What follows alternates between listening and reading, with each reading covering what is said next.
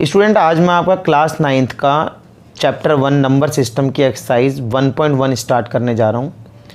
इस वाली एक्सरसाइज को पूरी तरीके से समझने के लिए आपको मेरा इंट्रोडक्शन वीडियो जो कि प्रीवियस वीडियो मैंने अपलोड किया है उसे अच्छे से देखना होगा, जिससे आपको ये एक्सरसाइज बहुत ईजीली समझ में आएगी। तो चलिए इसका फर्स्ट क्वेश्चन स्टार्ट करते हैं। Is zero a rational number? क्या ज़ीरो एक रैशनल नंबर है? Can you write it in the form of P upon में क्यू? क्या आप इसे p अपॉन में q की फॉर्म में लिख सकते हैं? Where p and q are integers, जहाँ पर p और q इंटीजर्स हैं और q not equal to zero, जहाँ पर q ज़ीरो नहीं है। तो इसका आंसर होगा स्टूडेंट, सॉल्यूशन इसका पहले हम लिखेंगे yes zero is a rational number. Yes, we can write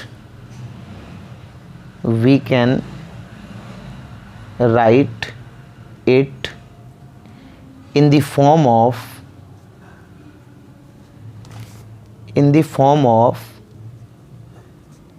p upon में q, सच एज। फिर इसके एग्जाम्पल दे देंगे स्टूडेंट, एक दो एग्जाम्पल दे देते हैं इसके।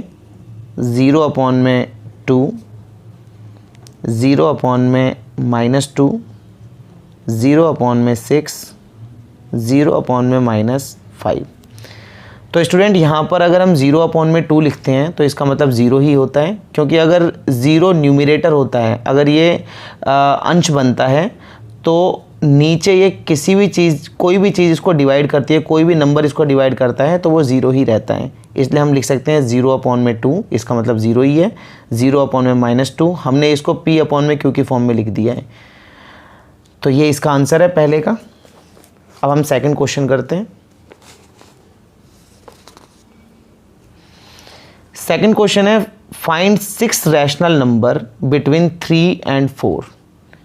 स्टूडेंट ये क्वेश्चन मोस्ट इंपॉर्टेंट है, ये एग्जाम में पूछा जाता है। Find 6 rational number between 3 and 4। 3 और 4 के बीच में हमें 6 रैशनल नंबर निकालने हैं।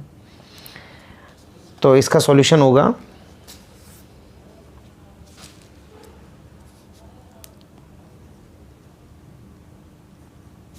सेकंड। तो हमें 5 रैशनल नंबर निकालने हैं। 5 रैशनल नंबर बिटवीन 3 एंड 4। तो इसको करने के लिए आपको पहले इसको 3 और 4 को यहाँ पे लिख लेना है। 3 इसे हम p अपॉन में q की फॉर्म में बनाते हैं। पहले 3 अपॉन में 1 कर देते हैं इसे, एंड 4 अपॉन में 1।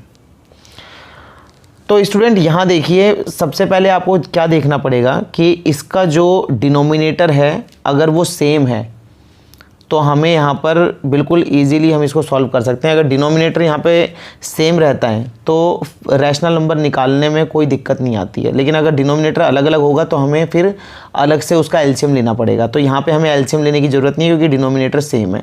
तो इसको करने का तरीका देखो स्टूडेंट, 3 अपॉन में 1। अब जितने हमें रैशनल नंबर निकालने होते हैं, हमें 5 रैशनल नंबर निकालने हैं इसमें 5। तो आप क्या करोगे, इससे एक ज़्यादा बढ़ाकर 6, यानी कि 5 के आगे 6 से आप ऊपर भी मल्टीप्लाई कर देंगे और 6 से आप नीचे भी मल्टीप्लाई कर देंगे। एंड आप इधर भी 4 अपॉन में 1 इंटू 6 अपॉन में 6। जितने रैशनल नंबर निकालने होते हैं उससे एक ज़्यादा बढ़ाकर आप न्यूमरेटर में भी मल्टीप्लाई कर दो और आप डिनोमिनेटर में भी उतने से मल्टीप्लाई कर दो। और ये काम आपको दोनों नंबर में करना है। जैसे यहाँ पे 3 एंड 4 है तो मैंने इसको 3 अपॉन में 1 और 4 अपॉन में 1 लिख दिया है। तो 3 अपॉन में 1 में भी आपको 6 अपॉन में 6 करना है और 4 अपॉन में 1 में भी आपको 6 अपॉन में 6 करना है। फिर आप इसे मल्टीप्लाई कर दो, ऊपर वाला ऊपर से मल्टीप्लाई हो जाएगा 18, 3 6 जा 18 और 6 1 जा 6। और इसी तरीके से यहाँ पर भी एंड 4 6 जा 24 एंड 6 1 जा 6। तो अब जो ये नंबर थे 3 और 4, अब इन नंबर्स को हमने इस नंबर में कन्वर्ट कर दिया है। तो अब क्या करेंगे हम 18 अपॉन में 6 और 24 अपॉन में 6 के बीच में 5 रैशनल नंबर निकाल देंगे। तो यहाँ लिखेंगे 5 रैशनल नंबर बिटवीन 18 अपॉन में 6 एंड 24 अपॉन में 6। 18 अपॉन में 6 से बड़ा है 19 अपॉन में 6, इससे बड़ा है 20 अपॉन में 6, इससे बड़ा है 21 अपॉन में 6, इससे बड़ा है 22 अपॉन में 6, इससे बड़ा है 23 अपॉन में 6, इससे बड़ा है 24 अपॉन में 6। तो हमें 18 अपॉन में 6 और 24 अपॉन में 6 के बीच में रैशनल नंबर चाहिए, वो ये रहे हमारे पास 19 अपॉन में 6, 20 अपॉन में 6, 21 अपॉन में 6, 22 अपॉन में 6 और 23 अपॉन में 6। तो हम यहाँ पे लिख देंगे 19 अपॉन में 6,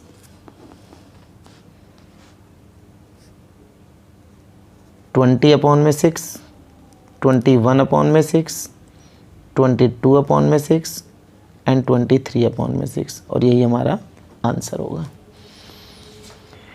तो स्टूडेंट ये हमारा सेकंड क्वेश्चन था। अब हम इसके बाद में स्टार्ट करते हैं अपना थर्ड क्वेश्चन।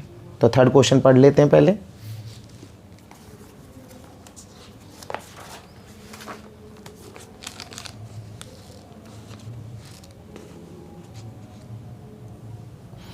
तो थर्ड क्वेश्चन कह रहा है find 5 rational number between 3 upon में 5 एंड 4 अपॉन में 5।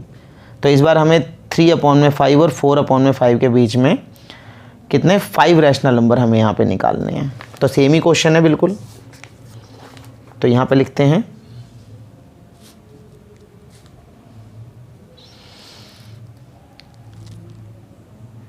5, ये हमारा थर्ड क्वेश्चन है, 5 रैशनल नंबर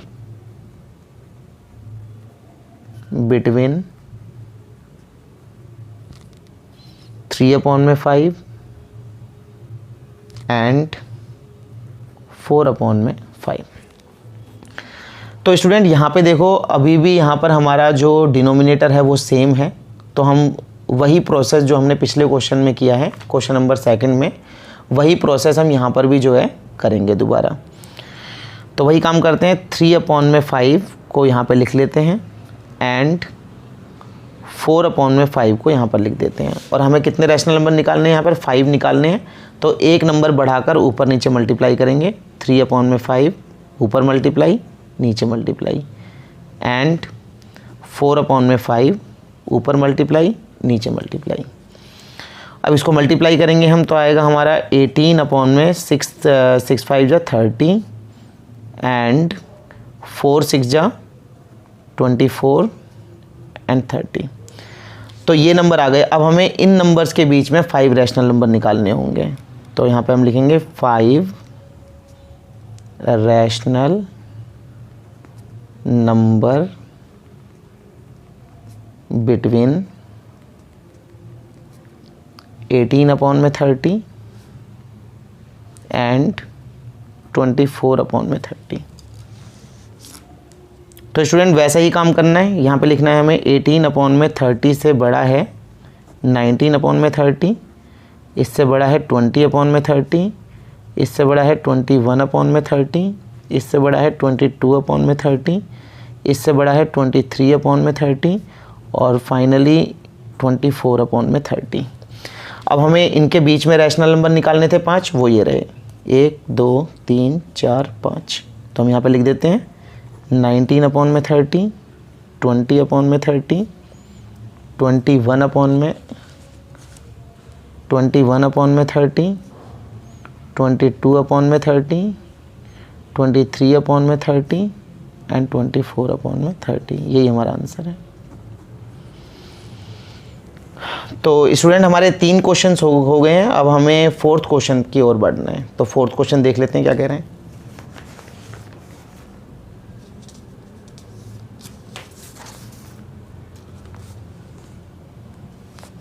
फोर्थ क्वेश्चन पढ़ लेते हैं क्या कह रहे हैं।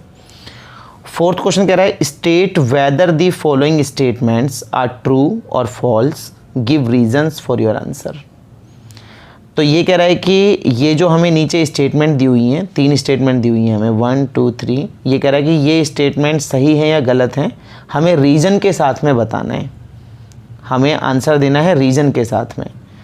तो फर्स्ट पॉइंट क्या कह रहा है इसका, every natural number is a whole number. मैंने ये पिछले वीडियो में बिल्कुल बहुत क्लियरली आपको जो है अच्छे से बता रखा है कि every natural number is a whole number. ये ट्रू है क्योंकि जितने भी नेचुरल नंबर होते हैं वो होल नंबर का ही एक पार्ट होते हैं। तो चलिए इसका आंसर मैं आपको बता देता हूँ कैसे लिखना होगा, रीज़न के साथ में हमें इसको लिखना है।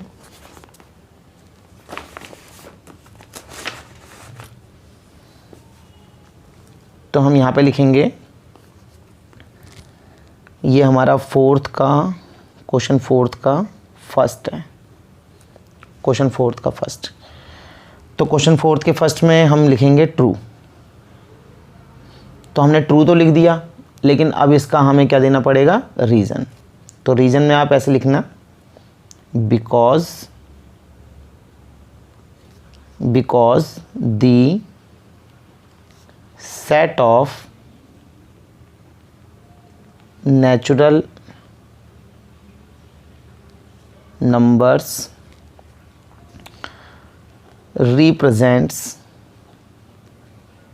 represented as n means natural n, और यहाँ पे आप मिडिल ब्रैकेट जो होता है वो बना देंगे 1 2 3 4 5 6 7, ये हमारा सेट है नेचुरल नंबर का, यहाँ से क्लोज कर देंगे आप। तो ये नेचुरल नंबर का हमारा सेट हो गया, and the set of whole numbers is, तो इस बार हम क्योंकि होल नंबर को हम W से डिनोट करते हैं तो W लिखेंगे यहाँ पर, और यहाँ स्टार्ट करेंगे 0 से स्टार्ट होंगे, होल नंबर 0 से स्टार्ट होते हैं 1 2 3 4 5 6 7 8, और इसी तरीके से ये आगे तक चलते रहेंगे। तो हमें यहाँ पे लिखना है वी कैन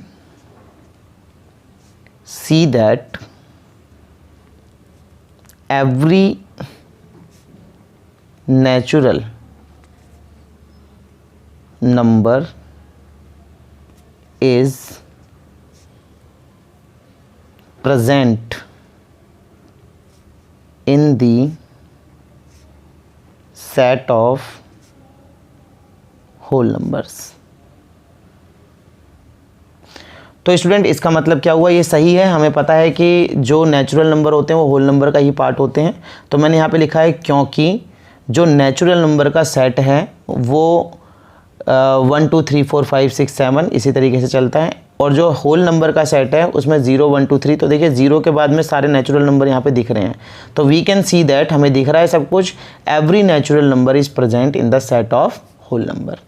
तो ये इसका आंसर होगा। अब सेकंड वाला इसका,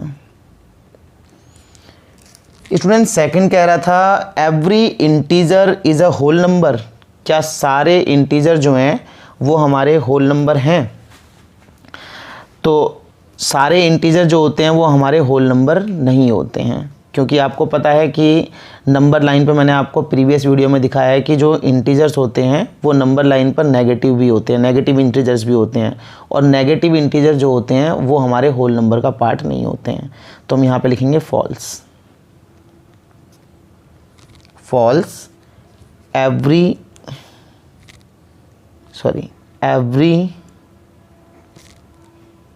integer is not whole number because का आप ऐसे साइन लगा दीजिए, because negative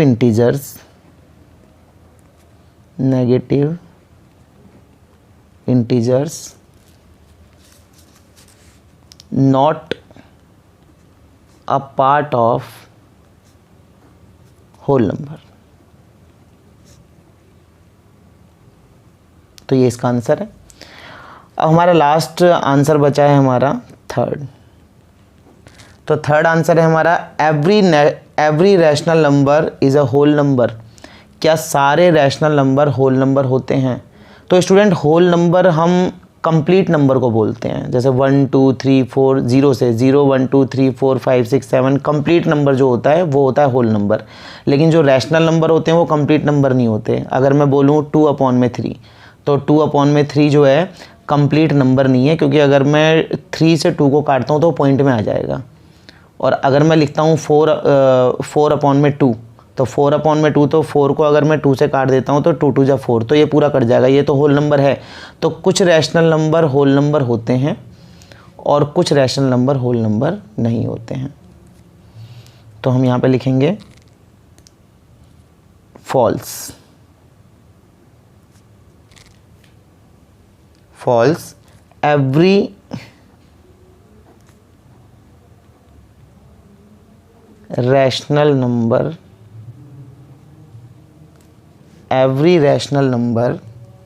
is not a whole number, such as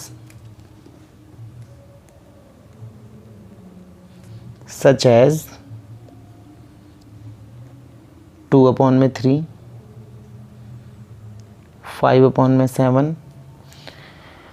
तो स्टूडेंट यही इसका आंसर है, ये आंसर हो गया। तो ये हमारी जो एक्सरसाइज 1.1 है वो कंप्लीट हो चुकी है। अगर इसमें आपको कोई भी डाउट है तो आप मुझे कमेंट में पूछ सकते हैं, मैं इसका बहुत जल्दी आपको आंसर दूंगा। और बाकी अपडेट जानने के लिए, मेरी वीडियो की नई अपडेट जानने के लिए आप जो है मेरे चैनल को सब्सक्राइब कीजिए, लाइक कीजिए, शेयर कीजिए। Thank you.